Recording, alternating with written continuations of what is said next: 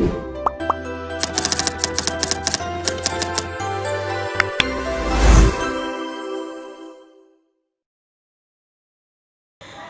CEO dari perusahaan, tentu kita memerlukan perencanaan komunikasi agar perusahaan yang kita pimpin berjalan dengan baik dan tanpa hambatan. Lalu, apa sih perencanaan komunikasi ini sendiri?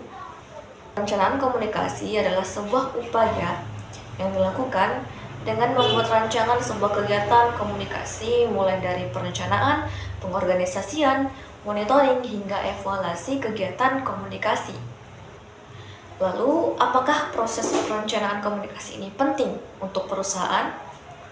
Jawabannya tentu sangat penting. Berhasil atau tidaknya suatu program pembangunan dari perusahaan memerlukan dukungan komunikasi yang baik. Dan dukungan komunikasi tersebut tentu tidak terlepas dari perencanaan komunikasi yang baik. Jika perencanaan komunikasi itu sendiri sudah baik, maka hal itu dapat meminimalisir terjadinya kesalahan. Lalu, apa yang terjadi jika perencanaan komunikasi itu tidak berjalan dengan baik atau tidak berjalan dengan semestinya? Nah, yang terjadi jika komunikasi tidak berjalan dengan baik, maka akan terjadi information flow. Apa sih information flow? Information flow adalah ketidakseimbangan informasi.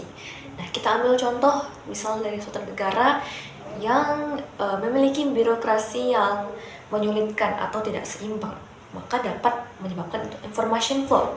Atau juga ia memiliki leadership yang berbelit-belit, itu juga dapat menyebabkan information flow.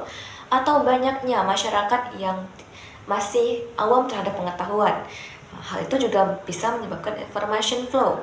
Lalu, information flow ini dapat membesar jika terjadinya konflik atau pertentangan dalam suatu negara tersebut. Banyaknya kontroversi juga dapat menyebabkan information flow, terutama kontroversi yang banyak terjadi di kalangan para pemimpin. Nah, bagaimana sih caranya menghadapi information flow? Salah satu cara menghadapi information flow atau mengatasi information flow yaitu dengan policy communication atau kebijakan komunikasi. Kebijakan komunikasi ini dapat membatasi informasi yang terjadi dan juga meregulasi jalannya komunikasi lain dengan memanfaatkan konvergensi. Apa sih konvergensi? Nah, konvergensi adalah memanfaatkan media baru dengan high technology, namun juga tidak meninggalkan low technology yang sudah ada. Kita juga bisa memanfaatkan komunikasi sebagai pemaju peradaban. Apa sih tujuan kebijakan komunikasi? Jadi, tujuan kebijakan komunikasi adalah mendorong suatu pesan agar terjadi pengoptimalan antara media dan juga pesan, dan juga mampu berpartisipasi dalam menyampaikan pesan secara luas. Dan juga tujuan dari kebijakan komunikasi ini diharapkan dapat memformulasikan pesan yang disampaikan agar lebih menarik.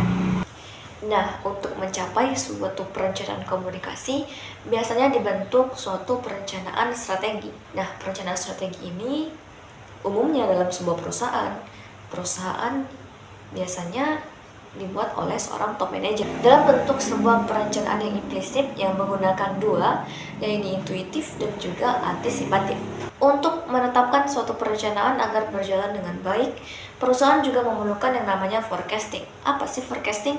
Forecasting adalah suatu proses memprediksi atau memproyeksi nilai-nilai yang dapat terjadi di masa depan, baik melalui data maupun melalui informasi yang terjadi. Forecasting ini berguna untuk menetapkan suatu perencanaan dalam jangka panjang.